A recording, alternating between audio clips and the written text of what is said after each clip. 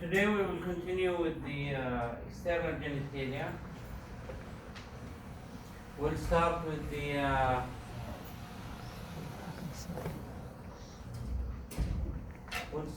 the penis. Now, penis has three erectile structures. Dr. Zafar or I don't know Ali or whoever is teaching the histology will talk about the properties of erectile tissues. But it has a root that is fixed and a body that is pendulous and moving. Now, the root, we will have the bulb and we will have the crura, singular crus. They are all attached to the urogenital diaphragm, and the crura are attached to the pubic arch here, ischiopubic ramus. Okay. Now, what differs the root from the body is not the mobility only. Structures at the root are covered by muscles to help with ejaculation and erection. So the bulb is covered by a muscle, and the crus, each crus is covered by its own muscle. So bulbous spongiosus is the muscle that covers the bulb, and ischiocavernosus is the muscle that covers the crura or the crus. Once we get into the body, there are no muscles. Okay, it is the pendulous part. The bulb will continue as corpus spongiosum and will end up with this, the glans of the penis. And the crura will lie side by side and they will communicate with each other with the corpus spongiosum applied to its ventral surface. And then eventually the glands will cap all the three structures. Now, if you still remember this from yesterday, skin, superficial fascia, campus, scarpus, deep fascia, abdominal muscles, and so on. Skin will continue as skin, campus will stop here at the symphysis pubis, and the scarpus will continue as colles. Always underneath the skin is colles, and then deep inside, but it doesn't go to the scrotum, is the buccal fascia. Now, here you will have the skin, and you notice at the skin, at birth, there is an extension of the skin that will cover the glands. Okay, it's called the prepuce. That's why they do circumcision, just to expose the glands of the penis. And there is an attachment between the skin and the glands. It's called the frenulum, just below the opening of the external urethral meatus. Underneath the skin is colles. Underneath colles is always buccal fascia. Okay, so fascia over fascia, that's why the skin is freely movable over the penis. Now, if we do a cross section of the penis, you can see this is the bulb or corpus spongiosum. This is the crus or corpus cavernosum. Okay, and each of these erectile tissue, it has its own capsule, tunica albuginea, white capsule surrounding each of these erectile tissues. Okay, tunica albuginea. Now again, wrapping all three structures, which is this, is buccal fascia. Okay, so this is in white is buccal fascia wrapping the three structures collectively, and also it splits to wrap completely the corpus spongiosum. Okay, and then we will have the colles, and then we will have the skin on top of all. Now, again, skin, colles, Buck's fascia wrapping all the erectile tissue, and it splits inside to wrap the corpus spongiosum and the pulp completely. Whenever it is covering the urogenital diaphragm here inferiorly, they might call it a different name, gall or dates, but it's basically Buck's fascia. You might encounter different names, Buck's, deep perineal fascia, or gall or dates. It's basically the same, it's Buck's fascia. Similarly, Colles fascia, they might call it the superficial perineal fascia or dartus in the scrotum, or Colles fascia. Okay?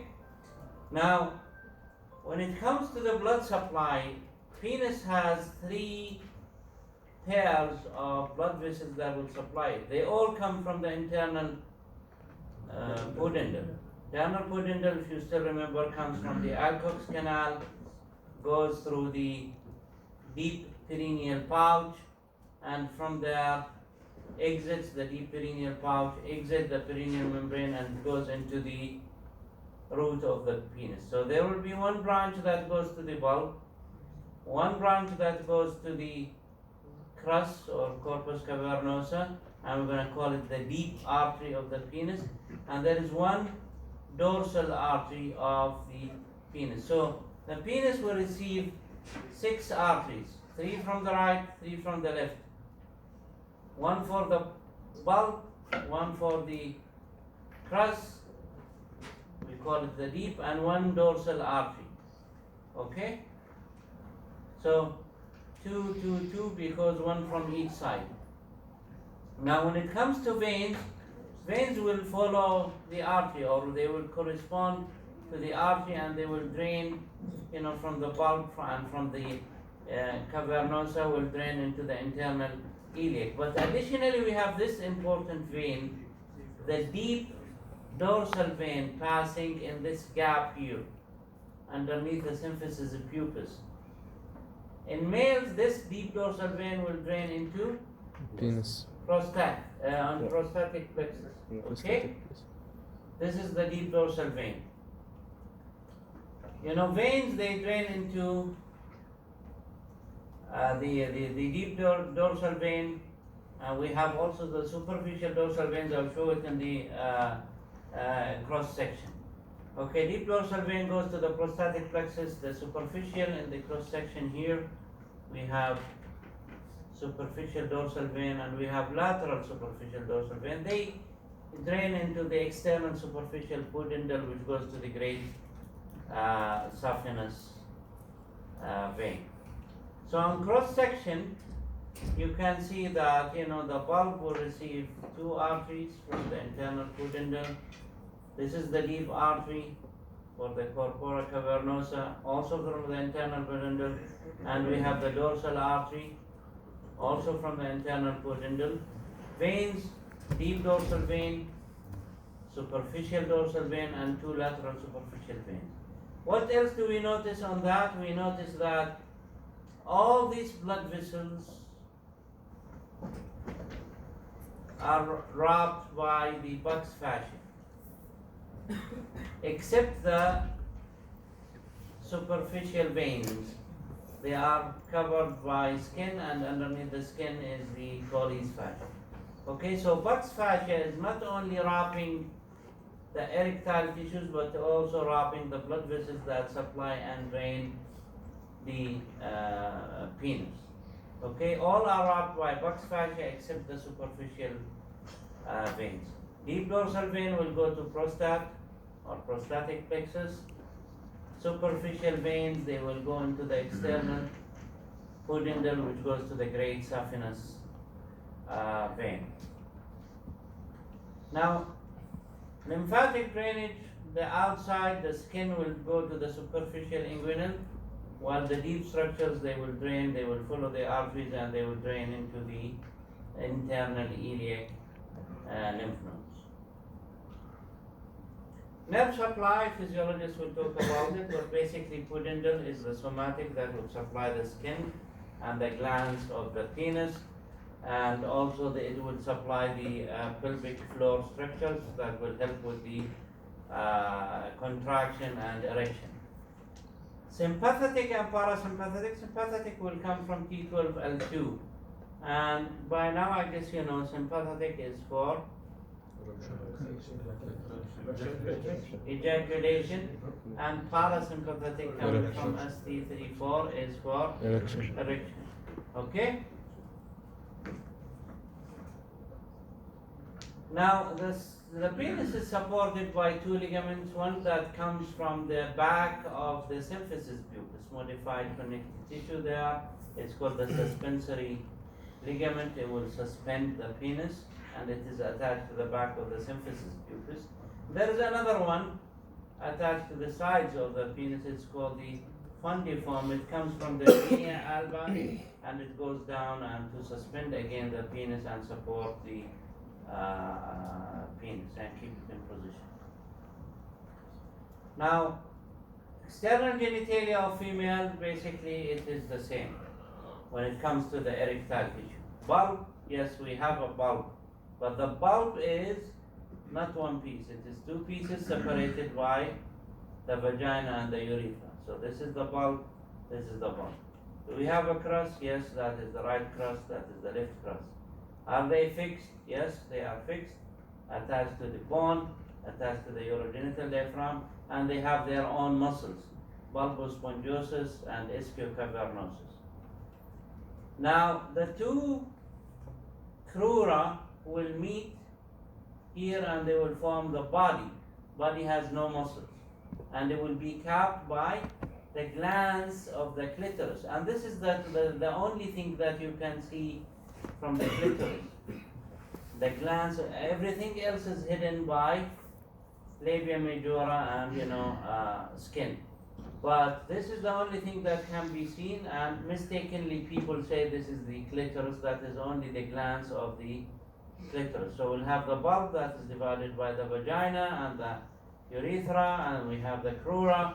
This is the body, corpora cavernosa, capped by the glands of the clitoris, and this is the only part that is visible.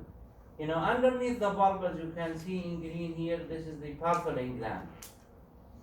Okay, that corresponds to what? Corpus is located in the deep perineal pouch, while the Purfling glands, they are located outside in the superficial perineal pouch, just underneath the bulb of the clitoris. Okay? Now, when it comes to blood supply, venous drainage, nerve supply, they correspond to the penis. And of course, the deep dorsal vein does not go to the prostate in females, it goes to the vesical plexus. Okay? Now, this is the external genitalia of females. Collectively, it's called the vulva. The vulva, okay, this is the whole thing is called the vulva. Of course, we have the mons pubis, basically, which is elevated area of the skin. Underneath, you have a pad of fat. This is the labia majus or labia majora, another fold of the skin filled with fat on each side. And what else? What do we have attached to the labia majora? Round ligament. The round ligament of the uterus, right? Round ligament of the uterus. Now this is the labia minora, and it is different from this one, the major one, but it is hairless. It's a thin fold of skin, hairless skin, while the labia majora has hair.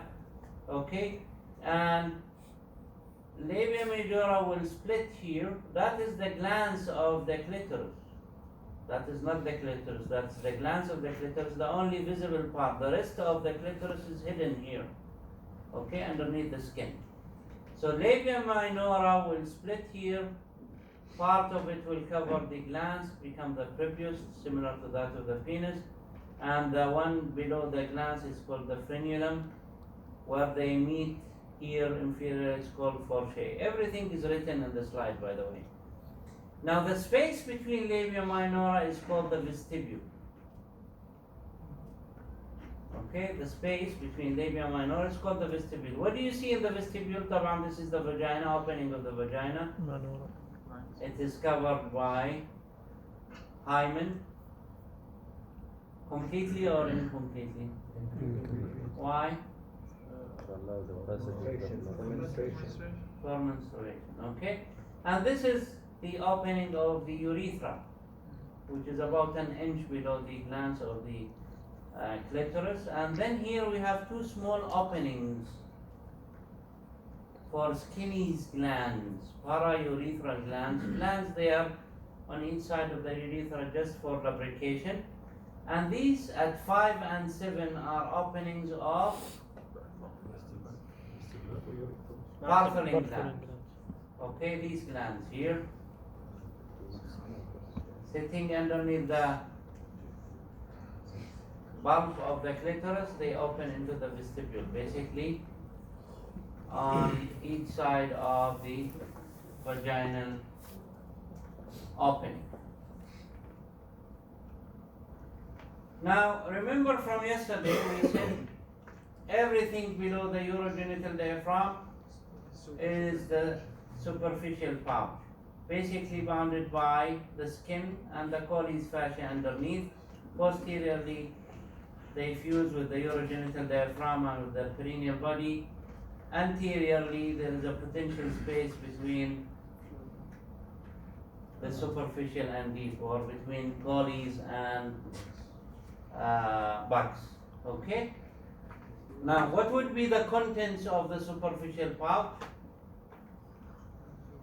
Basically, the root of the external genitalia. So you will have the bulb, bulbus spongiosus, crus, ischiocavernosus, and in the deep pouch, if you remember, we have two muscles, sphincter urethrae and the deep transverse perineal muscle. In the superficial pouch, you will have the superficial transverse perineal muscle, and you will have the perineal body here, and their blood and nerve supply. So you will have branches of the pudendal nerve, and you will have branches of the internal pudendal vessel. Remember, these number 4 and 5 are shared among the deep and the superficial, because they come from here, enter into the deep pouch and exit so that they can reach the root of the external genitalia. Now, similarly in females, again, skin is covering all of that. Underneath the skin, of course, is the Colles fascia. When you remove Colles fascia, you will expose the buccal fascia, wrapping all these, erectile tissue. This is the vestibule, right? Perineal body there. That's the superficial, transverse superficial muscle, perineal muscle. Okay. So contents are basically the same. Number 1, we'll have the root of the clitoris, covered by their muscles, bulbus spongiosus, ischiocavernosus, and you will have the superficial transverse perineal muscle, perineal body, and their blood supply, plus, of course, the vestibule. And also remember, we will have the Bartholin glands underneath the bulb of the clitoris. Okay, this is what you see. That's the bulb. That is the Bartholin gland. This is the vestibule. Bartholin gland will open here at 5 and 7. Okay, these are the roots of the clitoris. This is its superficial transverse perineal muscle. This is the perineal body between the vagina and the anal canal. And of course, you will have the blood vessels that will supply. Again, they are the perineal branches of the pudendal nerve and the branches of the internal pudendal vessels. Any questions? No? Yeah, good luck on your